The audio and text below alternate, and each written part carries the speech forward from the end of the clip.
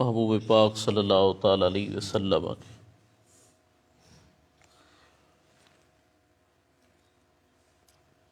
فرمان سے کئی بار،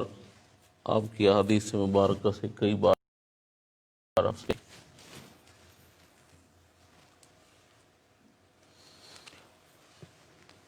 اللہ تعالی جل شانہ جس کو تکلیف کے ساتھ، جس ایمان والے کو تکلیف دیتا ہے، وہ تکلیفیں جو ہیں جیسا کہ حدیث سے ثابت ہے، کبھی تو اس کے گناہ مٹانے، کبھی اس کا درجہ بڑھانے، اور ایک حدیث میں اللہ کے رسول صلی اللہ تعالی علیہ وسلم نے ارشاد فرمایا، اللہ تعالیٰ جب کسی سے بھلائی کا ارادہ فرماتا ہے تو اسے مصیبت میں مبتلا فرماتا ہے۔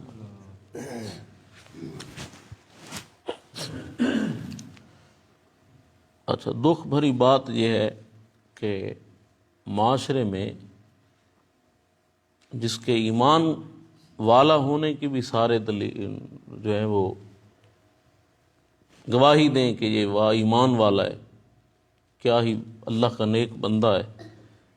ایک رتی بھر شریعت کی مخالفت نہیں کرتا، لیکن اگر اسے تکلیف آئے تو شاید ہی کوئی کہے کہ اللہ تعالیٰ نے اسے آزمائش میں مبتلا کیا ہے، یا رب نے اسے،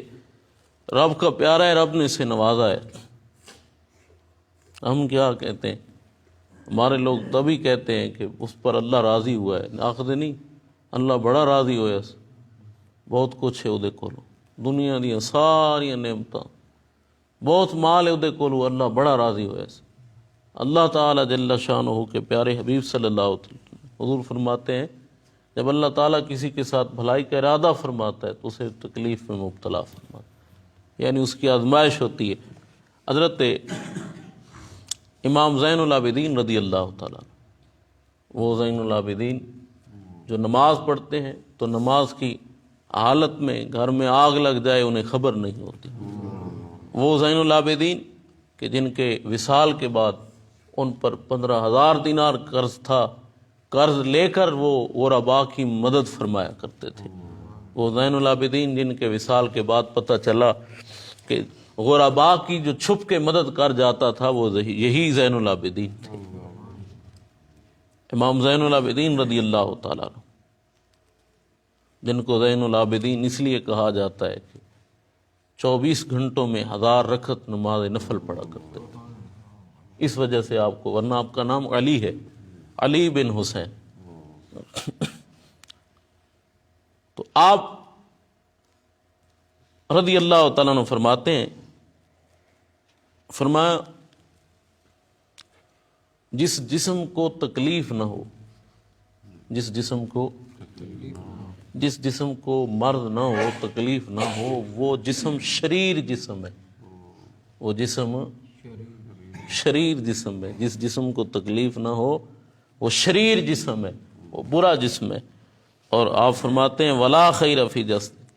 اس جسم میں کوئی خیر نہیں ہے جو شریر جسم ہو، اس جسم میں کوئی خیر نہیں ہے جو شریر جسم ہو۔ تو اب سر میں درد ہو، یا کہ کسی کے کان میں درد ہو، یا کسی کی داڑھ میں درد ہو، یا کسی کے جسم میں، وجود میں کوئی ایسا درد ہو، تکلیف ہو، تو بجائے اس کے کہ وہ اپنے خیال کو لے جائے کہ مجھ پہ کسی نے جادو کیا ہوگا، یا جناب یہ سارا دن لوگوں کو بتاتا پھرے، اسی بات کو اگر یہ کہہ دے کہ اللہ تعالیٰ مجھ پہ راضی رہے، رب تعالیٰ راضی رہے، اس کی رضا کے ہوتے ہوئے دنیا میں جو تکلیفیں آئیں، اس تکلیف کے مقابلے میں اس کی رضا کا نہ ہونا، اس کا ناراض ہو جانا ایک طرف، اور تکلیفوں کا ہونا ایک طرف، تو تکلیفیں برداشت ہو سکتی ہیں، رب ناراض ہو جائے یہ برداشت نہیں ہو سکتی۔ جیسا کہ وہ آپ کو نہیں سنایا حضرت یونس علیہ السلام اور جبرائیل علیہ السلام، وہ جس بندے کی طرف کہ عبادت گزار کی طرف، تو وہ کیا کہہ رہا تھا، جس کے ہاتھ بھی نہیں تھے، پاؤں بھی نہیں تھے، کہہ رہا تھا شکر ہے کہ تو راضی ہے، تو ناراض تو نہیں ہوا۔ اب آنکھیں جب چلی گئی تو پھر بھی کیا کہہ رہا ہے کہ شکر ہے آنکھیں گئی ہیں نا، تو ناراض نہیں ہوا۔ اور پھر کیا کہتا ہے جب اس سے کہا گیا کہ تو دعا کر لے، چلو مل کے دعا کرتے ہیں کہ تیری آنکھیں واپس آ جائیں، تو وہ کہتا ہے نہیں میں دعا نہیں کرتا آنکھوں کے لیے، آنکھیں ہی گئی ہیں نا، رب تو ناراض نہیں ہوا نا۔ تو بندے کو جب تکلیف آئے وہ اس میں یہ دیکھے، تکلیف جس قسم کی بھی ہو، اس کے وجود کی جس تکلیف ہو، جسمانی آزمائش ہو اس کے لیے، مالی آزمائش ہو اس کے لیے، تو اس آزمائش میں بندہ وہی رب کا ہے جو اپنے رب کی بارگاہ کو نہ چھوڑے، اپنے رب کی بارگاہ کو نہ چھوڑے۔ جو رب کی بارگاہ کو چھوڑ بیٹھتا ہے وہ آزمائش میں کامیاب نہیں ہوتا۔ اور پھر یہ بھی ضروری نہیں ہے کہ آپ کو تکلیف آئے اور خود کو یہ سمجھیں کہ میں شاید کوئی بہت بڑا ولی ہوں کہ مجھے تکلیف آئی ہے۔ ایسا ہی ہو کہ آپ کو تکلیف جو آئی ہے کہیں خود کو سنبھالیں، کیا میں ایمان والا بھی ہوں، کیا میں ایمان والا بھی ہوں؟ چونکہ تکلیفیں منافق کو سزا کے طور پہ آتی ہیں، تکلیفیں منافق کو سزا کے طور پہ آتی ہیں، اور یہ بڑا ضروری ہے۔ جب بندہ یہ سمجھے کہ کہیں میں منافق نہ ہو جاؤں، کہیں میرا ایمان خراب نہ ہو جائے، وہ بندہ ایمان بچا جاتا ہے۔ اور جس بندے کو کوئی پرواہ نہ ہو، کوئی فکر نہ ہو، یہ سمجھے مجھے کیا پرواہ ہے، مجھے کیا ضرورت ہے، میں بڑا پکا مومن ہوں، وہ بندہ اپنا ایمان خراب کر بیٹھتا ہے کوئی ایسا جملہ بول کے یا کوئی ایسی حرکت کر کے کہ دنیا سے جاتے ہوئے وہ ایمان کے ساتھ نہیں جاتا۔ بھلا شیطان ہمارا وجود، ہمارا علم، ہمارا وجود جو ہے وہ شیطان کے سامنے کیا حیثیت ہے؟ وہ تو اللہ کے کامل بندوں کی کوشش کرتا ہے ان کے ایمان خراب کرنے کی۔ جب آپ نے سنا نہیں ہے اس بات کو، پہلے بھی کئی بار ہم سمجھ چکے ہیں کہ دنیا میں ہر گھڑی ہر پل جو ہے وہ کوشش کرتا ہے کہ آپ کا ایمان خراب کرے، کبھی کسی انداز سے، کبھی کسی انداز سے۔ کریم آقا صلی اللہ تعالی علیہ وسلم کے غلاموں، صدیق اکبر سرکار آپ رضی اللہ عنہ کے سامنے ایک بار کچھ کھانا آیا تو آپ رونے لگ گئے۔ کسی نے پوچھا یہ کیا بات ہے؟ تو آپ فرماتے ہیں کہ میں نبی کریم صلی اللہ تعالی علیہ وسلم کے ساتھ تھا، تو حضور کی بارگاہ میں تھا، ہوا ایسا کہ آقا کریم صلی اللہ تعالی علیہ وسلم حضور فرماتے ہیں الیک انی الیک انی الیک عنی، حالانکہ میں نے دیکھا میں تھا اور حضور تھے اور کچھ نہیں تھا، حضور تھے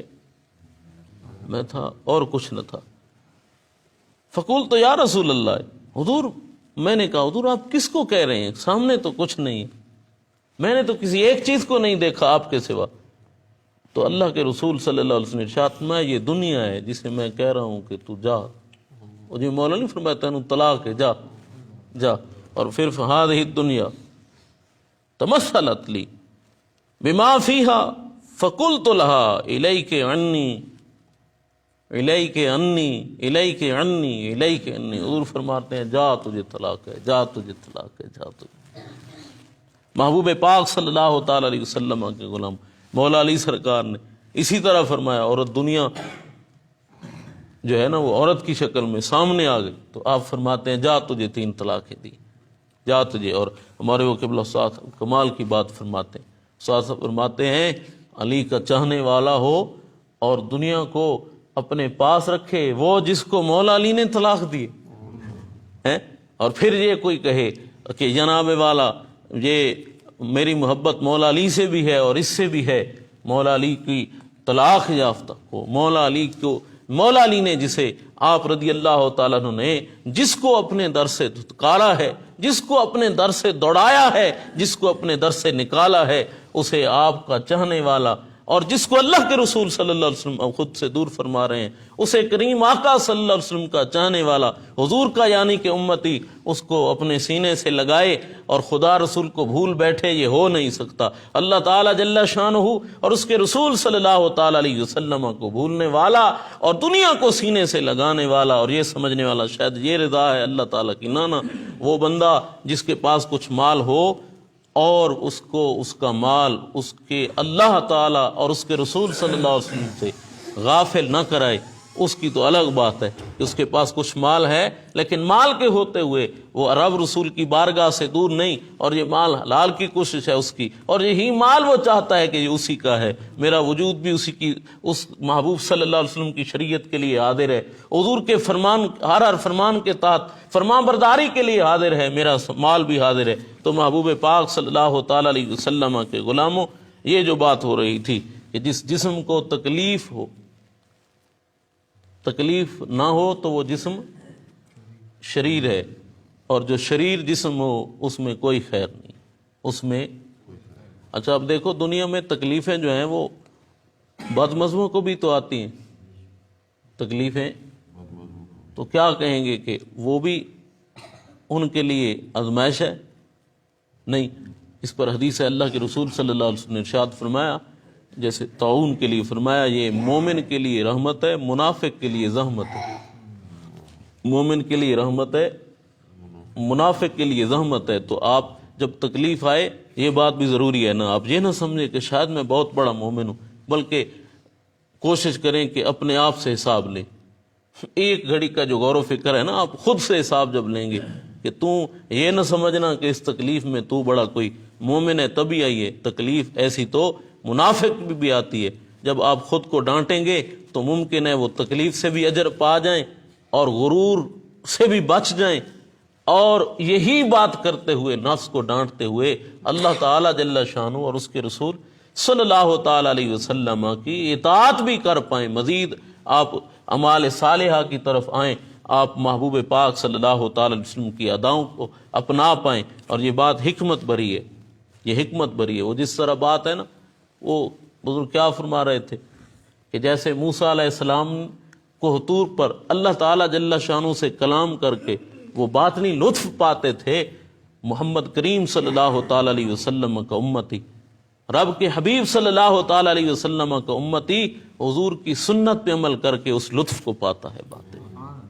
اب اس میں ایک حکمت ہے، جب بندہ محبوب کی سنتوں کو چھوڑ دیتا ہے، وہ بندہ آہستہ آہستہ واجبات کو چھوڑتا ہے، واجبات کو چھوڑ کے پھر فرائض کو چھوڑتا ہے، اور جب وہ فرائض کو چھوڑتا ہے تو اب وہ ارادتاً جب فرائض کو کئی بار چھوڑے گا، وہ تو حرام تک آ چکا ہے، مکروہات سے گزر کے حرام تک، اب اس کے اور کفر کے درمیان ایک چھوٹا سا پردہ ہے، بالکل وہ کفر کے قریب ہے، اس کے لیے کوئی مشکل نہیں جو ارادتاً ایسا کرتا ہے کہ وہ کفر کے قریب ہو جائے، جیسا کہ اللہ کے رسول صلی اللہ علیہ وسلم نے ارشاد فرمایا کہ جو جان بوجھ کر ایک نماز چھوڑے وہ کفر کے قریب ہو گئے، وہ کفر کے قریب ہو گئے۔ تو اب دیکھیں کہ سنت محبوب کی ادائیں، حضور کی اداؤں کو اپنایا ہے، کس لیے کہ یہ میرے آقا کی ادا ہے۔